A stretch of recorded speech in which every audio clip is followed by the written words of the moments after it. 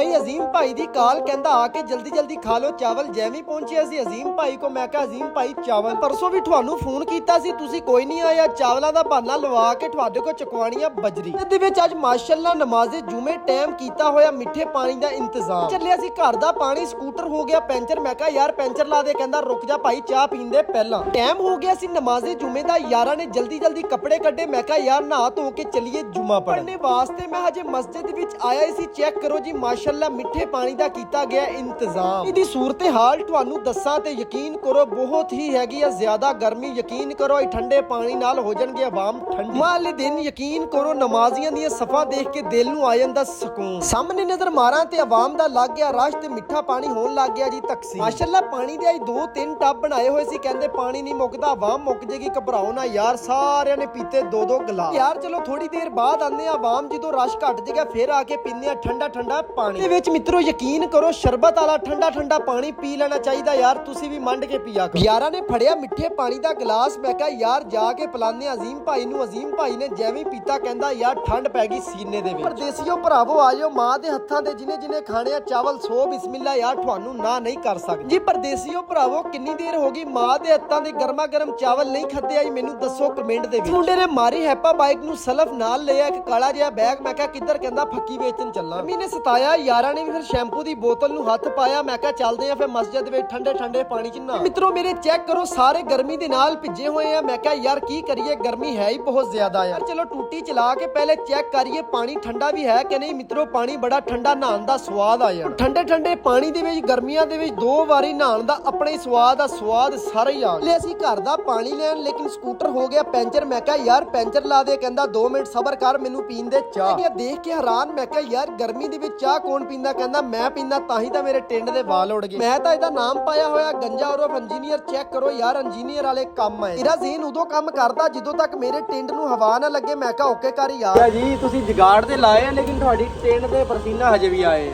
ਕੀ ਮਾਮਲਾ ਇਹ? ਇੱਧਰ 2 ਪੈਂਚਰ ਦਾ ਮਾਮਲਾ ਦੇਖ ਲੈ। ਕਿੰਨੇ ਇੱਕੋ ਹੀ ਪੈਂਚਰ ਆ, ਤੂੰ ਅਗਲਾ ਡਰਾ ਨਾ ਮੈਨੂੰ। 2 ਪੈਂਚਰ ਨਿਕਲਿਆ ਮਿੱਤਰੋ ਪੈਸੇ ਵੀ ਭੇਜ ਦੇ। ਟਾਈਮ ਹੋ ਗਿਆ ਸੀ ਨਮਾਜ਼ ਅਸਰ ਦਾ। ਪਹਿਲਾ ਕੰਮ ਨਮਾਜ਼, ਬਾਕੀ ਕੰਮ ਬਾਅਦ ਚ। ਨਮਾਜ਼ ਅਸਰ ਪੜ੍ਹ ਕੇ ਦਿਲ ਨੂੰ ਆ ਜਾਂਦਾ ਸਕੂਨ। ਯਾਰ ਹੁਣੇ ਨਮਾਜ਼ ਪੜ੍ਹ ਕੇ ਆਏ, ਬਾਹਰ ਨੂੰ ਚੱਲਣ ਲੱਗ ਗਈਆਂ ਠੰਡੀਆਂ ਠੰਡੀਆਂ ਹਵਾਵਾਂ। ਅੱਲਾਹ ਤਾਲਾ ਦਾ ਲੱਖਾਂ ਬੜਾ ਮਰਤਬਾ ਸ਼ੁਕਰ ਆ, ਠੰਡੀ ਠੰਡੀ ਹਵਾ ਚੱਲਣ ਲੱਗ ਗਈ। ਨਮਾਜ਼ ਮੈਂ ਪੜ੍ਹ ਕੇ ਯਕੀਨ ਕਰੋ ਦੁਆ ਕੀਤੀ ਸੀ, ਮਾਸ਼ਾਅੱਲਾ ਮੌਸਮ ਠੰਡਾ ਹੋ ਗਿਆ। ਚਾਵਲ ਕੌਣ ਮੈਂ ਕਹਿੰਦਾ ਚਾਵਲ ਖਾ ਲਓ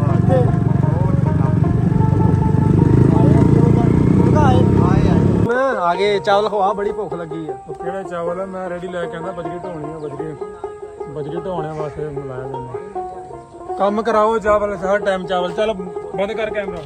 ਜ਼ੈਨ ਸਾਹਿਬ ਤੁਸੀਂ ਇਹ ਕੀ ਯਕੀ ਮਾਰੀ ਆ? ਇੱਧਰ ਗੱਲ ਸੁਣ, ਕੀ ਯਕੀ ਮਾਰੀ ਆ ਯਾਰ? ਓਏ ਤਨਖਾਹ ਲੈਣ ਚੱਲਿਆ, ਕਹਿੰਦਾ ਮੈਂ ਖਵਾ ਦਿੰਦਾ। ਕਿਹੜੀ ਗੱਲ ਲਿਆ ਖਵਾਣੇ ਆ ਜਿੱਥੋਂ ਮਰਜ਼ੀ ਖਵਾ। ਹੁਣ ਤੇਰੀ ਵਜ੍ਹਾ ਨਾਲ ਮੈਂ ਆ ਕੇ ਫਸ ਗਿਆ ਰੇ। ਨਹੀਂ ਗੱਲ ਕਰ, ਬਜਰੀ ਥੋੜੀ ਜਿਹੀ ਸੁੱਟਾਂਗੇ ਤੇ ਚਾਵਲ ਖਾ ਲਓ। ਉਹ ਕਹਿੰਦਾ ਹੈ ਹੀ ਨਹੀਂ, ਉਹਦਾ ਮੈਂ ਗੋਲੀ ਕਰਾਈ ਆ। ਦੀ ਆਵਾਜ਼ ਦੇ ਨਾਲ ਸਾਡੇ ਨਾਲ ਤਾਂ ਹੋ ਗਿਆ ਮੋਏ ਮੋਏ। ਚੈੱਕ ਕਰੋ ਜੀ ਅਜ਼ੀਮ ਭਾਈ ਸਾਡੇ ਕੋਲੋਂ ਕਰਾ ਰਹੇ ਆ ਕੰਮ। ਮਾਕਬ ਭਾਈ ਵੀ ਫਸ ਗਏ, ਜ਼ੈਨ ਭਾਈ ਤੇ ਨੁਮਾਨ ਭਾਈ। ਹਾਂਜੀ ਮਿੱਤਰੋ, ਅਜ਼ੀਮ ਭਾਈ ਨੇ ਅੱਜ ਬੜਾ ਕੰਮ ਖਰਾਬ ਕੀਤਾ, ਸਾਨੂੰ ਫਸਾ ਲਿਆ ਚਾਵਲਾਂ ਦੇ ਚਾਲ 'ਚ, ਤੇ ਹੁਣ ਦੇਖ ਲਓ ਬਜਰੀ ਢੋ ਰਹੇ।